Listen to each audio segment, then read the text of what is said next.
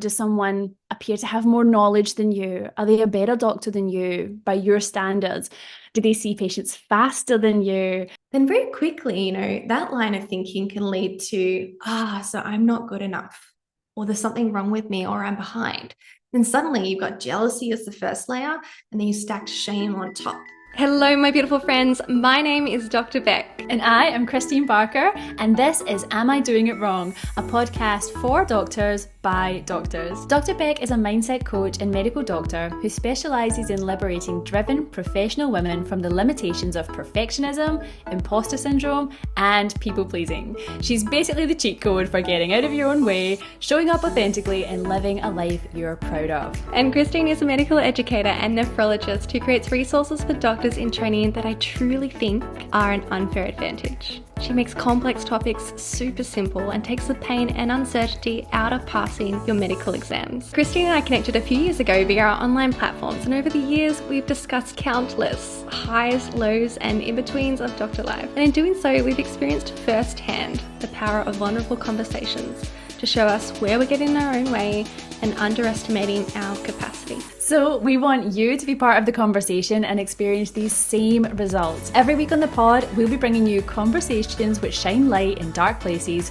normalise the doctor journey, ease unnecessary suffering, and give you actionable steps to thrive in all facets of your life.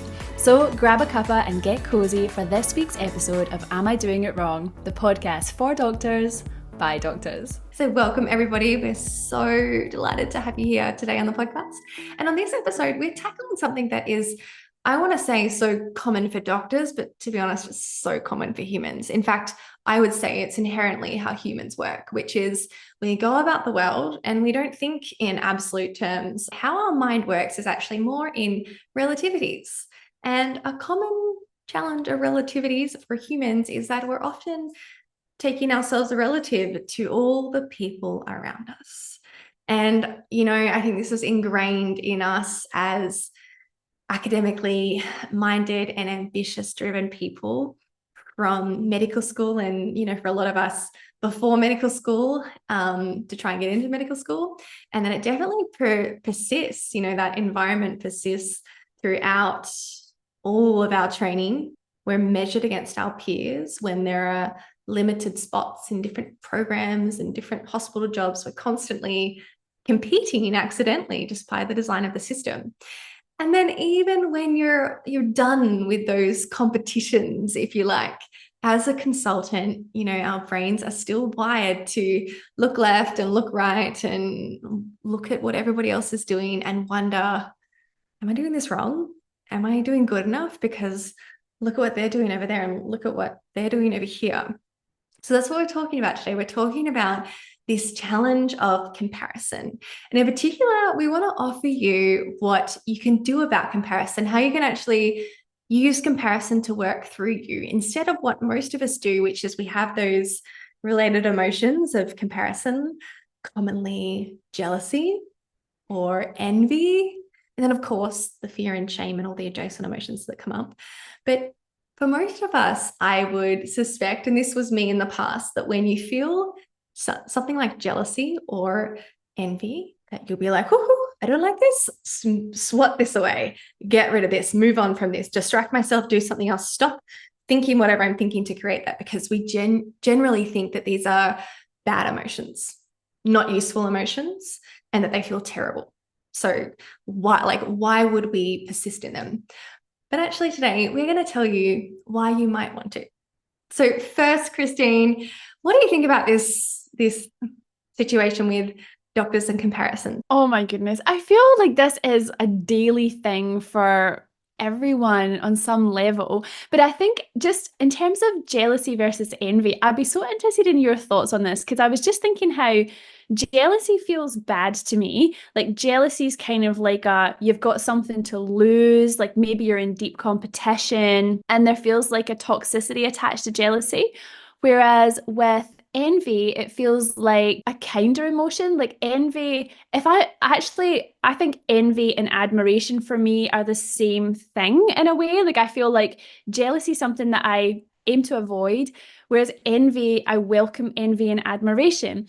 But equally, I think that it doesn't have to be full-blown jealousy for it to be a comparison. And so I think it's just interesting to sort of delineate all those different ways you might experience this. And there's nothing wrong with you, and there's nothing, you're not a bad person for experiencing this, but I think it's just a common human trait, is that as we walk around the world, we're always comparing ourselves and measuring ourselves up to everyone else in some capacity. So I think some places that this comes up for doctors might be in terms of, does someone appear to have more knowledge than you? Are they a better doctor than you by your standards? Do they see patients faster than you? Are you always running behind and you're just languishing and everyone else has got it sorted and they're already home at 3:30 or whatever it is? Is it, I guess, if you're studying for an exam, do you feel like you just don't get it as quickly? I know I was like that. I used to regard myself, in fact, to be honest, I still do. Not now, I don't have a negative connotation with it, but I still regard myself as a fairly slow learner. And what I mean by that is that I'm not going to retain it unless I fully understand the concept. So I'm slow because I have to like unpack it, make a diagram, completely comprehend it, and then I'll be able to internalize it, as opposed to someone who might have a different kind of memory where they can memorize lists and just any text information. My brain is just not like that. And so I used to feel really behind and less than, because I used to feel like I couldn't just sit in a lecture theatre and take that information in. And there was definitely people around me who appeared to be doing that. So I used to feel really slow.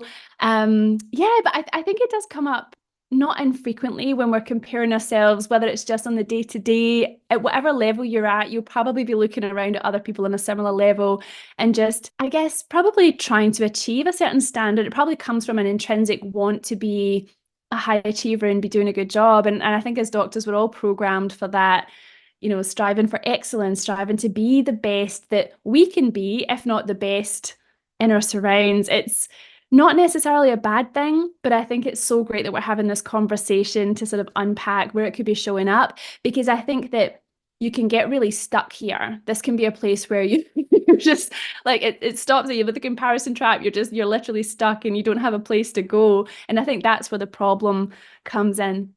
And I think that's probably really important to talk about, and a reason why we want to talk about it, because this can easily spiral into a bad place. As Kristeen said, it doesn't necessarily have to be a bad thing, but it commonly is. If you just let your brain work on default with this jealousy and envy that comes up, the comparison that comes up, it can be a very difficult to break cycle, and this is one of the ways that our mind works as well. We have to recognize that our minds aren't economical, logical machines that are always trying to move us in a practical, productive direction. That's just not how they work. And in fact, our brains work more in an associative way, meaning you'll have one of these powerful, compelling emotions come up, and that will commonly, instead of then taking that experience and the recognition of what's happened in a logical direction, our associative mind will be like, oh, this emotion, this experience is associated with this other terrible experience where I also had this emotion. Or, for example, their jealousy and envy comes up, and quickly your next thought is something like, you're recognizing they have that and I don't. They have that and I want that. I wish I had that. If that's one of the thoughts under your awareness that is driving that jealousy, let's say, then very quickly, that line of thinking can lead to, so I'm not good enough, or there's something wrong with me, or I'm behind. Then suddenly you've got jealousy as the first layer, and then you stack shame on top, right? And your brain will take that shame to other places as well. And those thoughts about shame, it will be like, well, what are the other thoughts and memories and experiences that I have associated with shame? And then suddenly you stack more shame on top, or maybe anxiety, because you're thinking, well, I'm now aware of all these shameful experiences or thoughts that I have about myself, and now I'm worried about how I'm going to fare in the future. So this can very easily, just because of our associative mind and just because of also the way that our mind has that kind of loss aversion and that negativity bias, this can very easily spiral if we don't treat the situation with the due regard that will actually recognize what the typical way that our brain will take us is, and instead deliberately intervene and take it in a different direction. Do you have that experience too? I feel like the reason why jealousy and envy is such a problem isn't necessarily that initial feeling, although it doesn't feel very pleasant, but it is often that spiral that happens afterwards, I think, that kind of ends up shutting us down or making us run away. It's so illuminating to listen to that, because I really hadn't thought about it until you started talking about it. Is that because I always thought like jealousy was just enough bad juju feelings that I don't want in my life.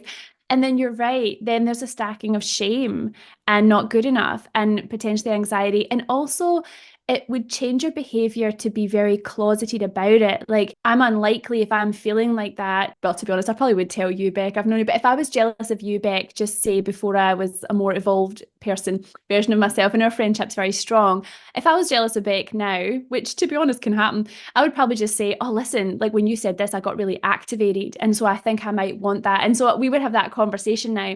But I think with people that you know less well in your environment, like I'm unlikely to feel safe to be expressing myself to them or to anyone else. It might make me even decide, oh, I don't want to be friends with this person, or really kind of avoid that person because being in their surrounds makes me feel bad about myself. So it's actually not anything to do with them. It's coming from me and my feeling of lack. But all of a sudden, I've projected it onto them and they're the problem. And I don't think that's very fair. And I know that Becc and I had talked about this on a previous podcast about how we were, I don't know, I think we would call it was a comparison trap. I don't think it was like torrential jealousy, but there was parts of us that before we became friends, I would be looking at Becc and thinking, oh my god, like I've nothing in common with her. She's so good at social media. I've got nothing in common with this woman. Like she scares me. I'm gonna like unfollow her on Instagram because I just feel bad about myself every time I look at her. And then I can't remember what your example was for me, but I feel like that is a classic example of, what if Becc had never reached out to me again and I hadn't got over myself? Like, I would have missed out on Becc. And I know we've talked about that in an earlier episode, but I think the same thing is true here. I think you're cheating yourself out of connections with people who actually have what you want, and therefore the key to what you want, and probably buddying up with someone like that is a better strategy. But how would you say, if you are in that emotion, because it might not be like necessarily the right thing to make friends with everyone you're jealous of, but what would you say is the right way, or a good way to sort of catch yourself in the moment and make this into a more positive experience for yourself? How do you handle jealousy when it comes up for you? Yeah, I'm just thinking about how, because I think it's really important with these things to recognize that the starting point isn't neutral. The starting point is this negative experience. And I think that's where people get stuck when they're trying to work with their thoughts and emotions. We just really want to override it with these positive emotions. We just want to flick a switch and swap into positive thinking and think that that will just neutralize or override these negative or not useful thoughts and the painful emotions that come with it. And to be fair, that is sometimes what happens. I can do that in a lot of cases in my life. I was just thinking about how, when I've had those experiences in my life, and actually had it this morning with you, Kristeen, you came up with this brilliant idea. And actually, we're going to talk about it on the next episode. Kristeen's got this incredible offer for you guys that it solves this very specific problem that can totally change the trajectory of, how we have that, you finish your day of clinical work and you can be so zapped. And whether you have a good night or a bad night, it's like you're walking a tightrope. Like you don't know which way it's going to go unless you seize control of what you do in those immediate kind of hours, even minutes after work. So Kristeen's got a solution for that. So she told me about this morning. I was like, oh my gosh, that's such a good idea. And then my next thought, because I'm trying to plan out some stuff for, we're opening Dare Darling again in October. And I'm trying to plan out some things to offer you guys that will help you understand what we do in Dare Darling, what it means to be unshakable. And so I've kind of got this desire, this want in my mind to create something powerful. And then Kristeen's come and created this powerful thing, albeit in a different area. It's totally unrelated to what I'm doing. But I was like, wow, that's so clever of her. She's so amazing. And because I was in the space of wanting a solution, like that in my space, I felt this fear. I'd say it was fear that came up in that moment of like, oh, Other people are coming up with solutions for this. Other people are working this out, and I'm not. And because I have trained myself with mindset coaching to monitor my body, I saw that feeling come up. And instead of running away with it because I'm afraid of feeling jealous or envy or fear or anything like that, I was like, oh, what's that feeling? Why would I feel negative in this situation when my friend's done this awesome, amazing thing? I'm like, and of course I know this must be something about me. And very quickly I'm like, oh, I'm afraid that I'm not going to work it out. And that's so relieving when you can go to your mind, when you can listen to your body and go to your mind and recognize, I'm not feeling fear because anything's going wrong here. I'm feeling fear because my mind just is saying this sentence to me, not explicitly. You go up and you're like, what's my mind perceiving about this situation? My mind has just made this mean that it's focusing on the threat right now that maybe I'm not going to achieve my goal. And it's just done its associative little thing that it does. And it's taken that from this brilliant thing that Kristeen's made. So very quickly, when you can do that work, you can see there's actually nothing to worry about here. So that's the first starting place to get yourself out of that painful fear response or jealousy response or envy response, wherever you are in that stack, that can genuinely make you think there's a problem, there's an urgent problem that needs to be fixed, something needs to be changed here, I'm not safe, essentially. As much as it might feel funny to say I'm not safe, that's usually what your body is saying when you're feeling a negative emotion at the end of that train of thought or perception. I really just want to offer people that I know it feels really scary to go and look at the problem when you're in this situation, when you're feeling such a terrible emotion, but it's often the opposite. It's often the closer you get to the problem, the more carefully you look at the problem, you just see that it's not a problem. You just see that it's your brain doing its brain thing that it does, making its little associations, picking up on patterns, worrying about the worst case scenario just to try and keep you safe. But actually, when you get to rest your attention on what your mind is really saying, what your mind is really perceiving, the patterns that it's picking up, you can often very quickly say, whoa, whoa, whoa. We actually don't need to give this any more attention. We're actually not worried about this. I think, Kristeen offered a bunch of really relatable examples too of when you're watching your colleagues and they're doing clinic faster or they seem to have more knowledge and things like that. And you can even see just in those sentences, you're saying they're doing clinic faster, for example, but you don't know if they're pre-reading the notes. You don't know if they got an easy run of conditions in their clinic that were actually really simple. You don't know if they decided to, they spend less time on things that aren't tangible, for example, like spending, some of us spend a lot of time counseling and comforting patients or even building rapport and relating to our patients, which isn't particularly measurable, even if you look at clinic notes and things. So I guess I just want to offer as an example, you might say they're doing clinic faster, which seems like it's an objective fact, but it's really an incomplete statement. Like, how are they doing clinic?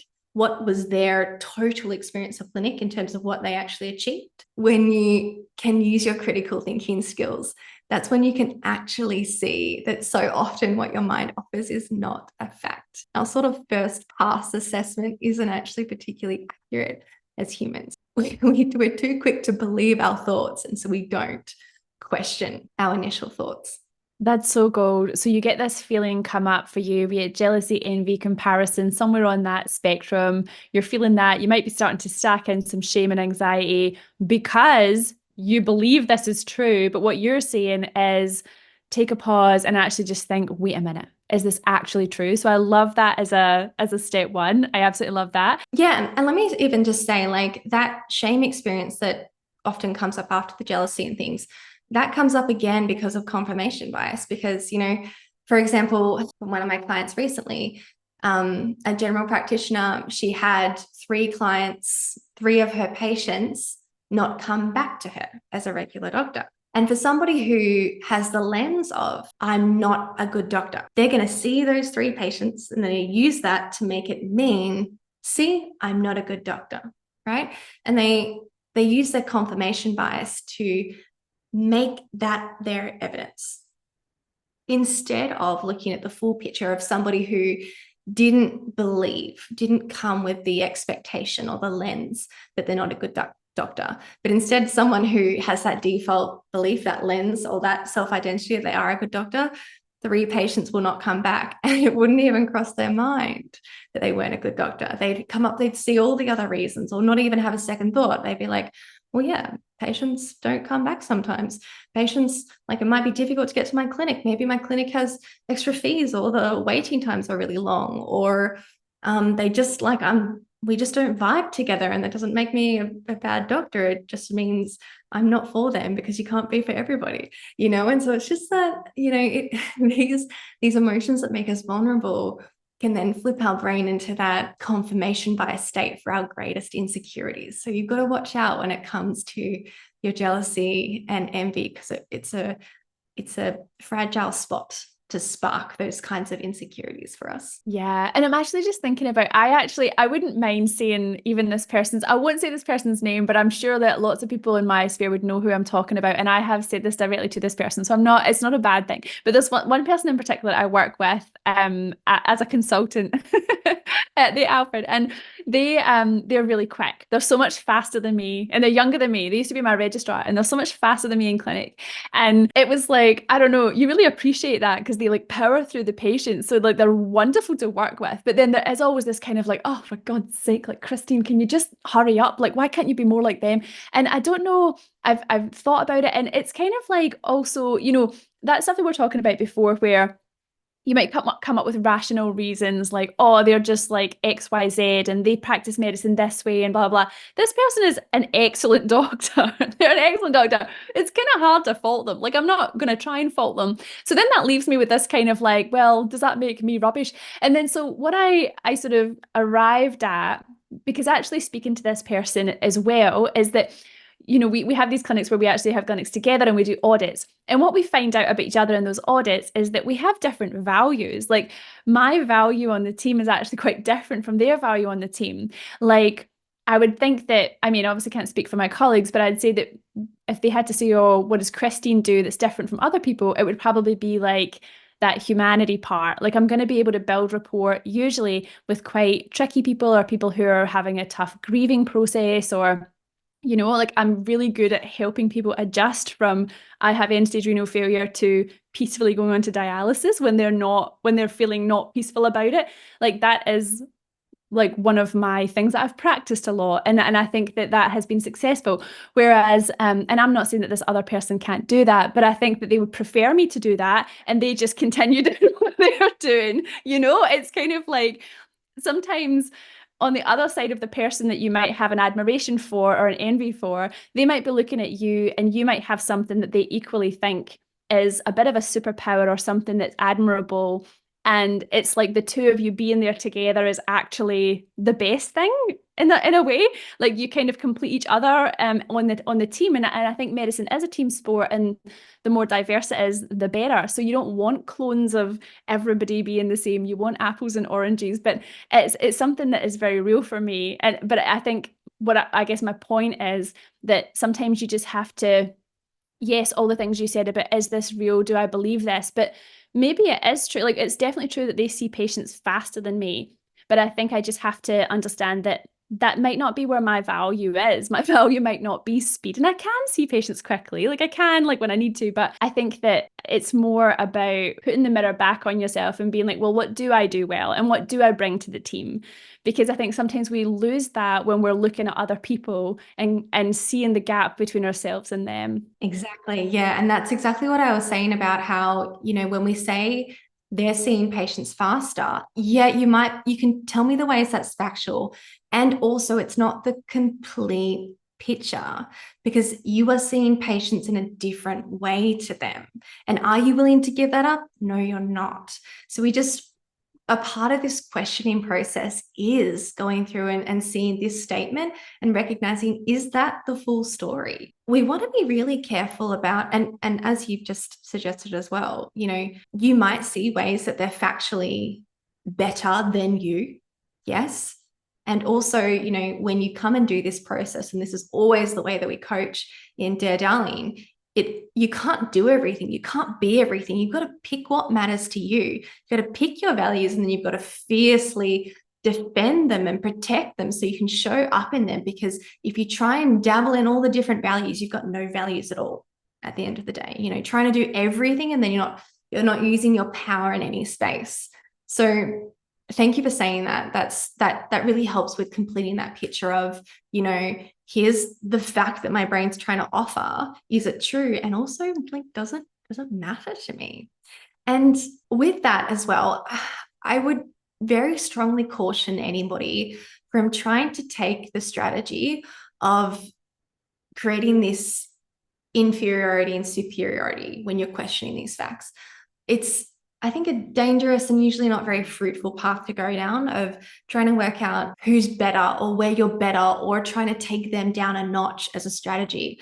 I've just never found that ever actually makes me feel better. You know, it might soothe your ego for a moment, but if you're going to play the game of who's better or worse, it's just so quick to turn around the next corner and see the next person who's better than you, even though you put that other person down to make them not as good as you.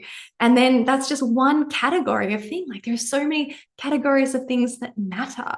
So I would, you know, you might think that it's a good solution to try and make yourself better or make them worse. And certainly in the short term, it might give you a little bit of an emotional relief. But in the longer term, the solution is really going to be, as Kristeen's alluded to here, working out what matters to you, seeing your magic, really honoring, respecting what's great about you, and recognizing that you are the only person who can do that. There's no such thing as better or worse in terms of comparing one human to the next human, because the reason that you're not good at one thing is the reason you can be good at another thing.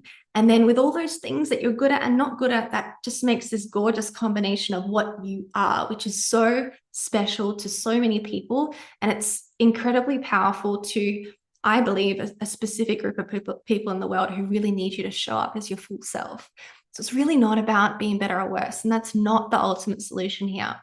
Comparing, like, we want to step away from the comparison and recognize our uniqueness, and how, you know, it's one of my beliefs is that it truly is our job to be ourselves in the world. Like, that's really our job, is to remove all these layers of conditioning that we have so that we can show up as ourselves, so that we can enjoy being ourselves, like ourselves, and enjoy our experience of the world, and get to fulfill the things that we're connected with in the world, and then also allow that to affect the world too. So I'm really glad you brought that up, because I can see how what I've said could be easily misinterpreted as, let's kind of logically take this to work out whether am I actually worse than them, or am I actually better than them? No, that's not the direction that we're going with this. I just want people to recognize that in the same way, those initial thoughts of I'm worse or I'm not as good, equally, just not usually true. Yeah, I love that. And that thing you just said, that people in the world, or even just one person in the world, but probably more than one person, needs you to show up as your full self. And then the other thing you were saying, that we all have a unique magic. I'll probably butcher what you said, but magic. And I just feel like that is just one of the most beautiful things. It feels like a profound truth to me, because I, like you, value authenticity. And I think that when we show up here in the podcast, it's one of our values is to be authentic, and for everyone listening to be authentic. And I know that what you do in Dear Darling is everything that you just really said about stepping into understanding who you are, understanding your values, and feeling confident to show up in the world and do this. Thank you so much. So guys, let's close up with a really quick twist. When you have that jealousy, envy experience, we want you to use it. Don't waste it. It can be such a beautiful, amazing thing.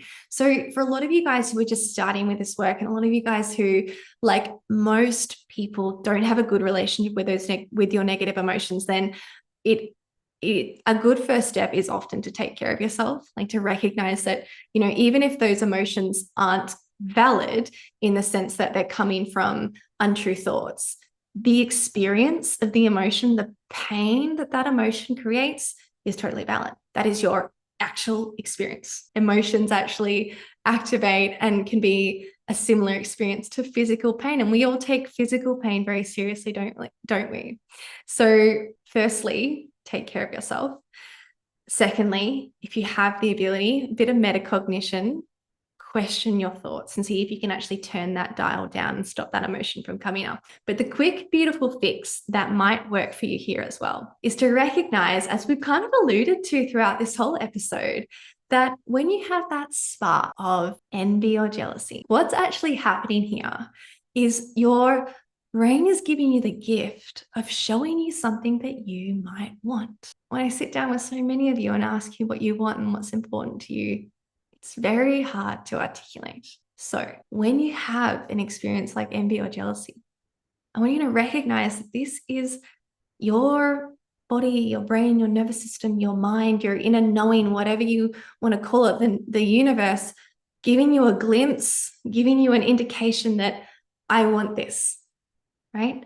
I want this. There's something here that I want. There's something here that I wish I had. There's something here that I admire. And then we want you to follow that offering, that gift that's been given to you. When you panic and when you make jealousy and envy a negative thing, you miss that magic. You miss that trail that's being laid out to you. But if you don't make your negative emotions a problem and you let yourself sit with it and you let yourself follow the thoughts up to what do I want here, then you get a chance to actually learn something about yourself. Very quickly, you can actually see how envy and jealousy are very similar to admiration.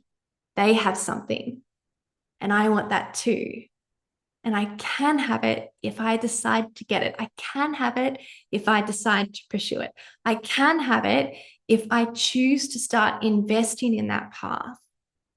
Then that envy and jealousy can change to be this beautiful admiration experience. But you've got to go through that envy and jealousy so you can clean up those old patterns of thinking, of losing yourself in the moment, believing that you don't have it now, so you'll never have it, or that you're incapable of getting it because they're so far away from you. So Kristeen and I just wanted to offer this as a experience that we've both been able to benefit from, recognizing that it's actually quite difficult for so many of us to follow our authenticity, not because we don't want to, but because we can be so disconnected from it. Thank you so much, Becc. Thank you, everyone. And we'll see you again next week. Bye. I've been waiting all my life for something. I've been down the darkest roads and up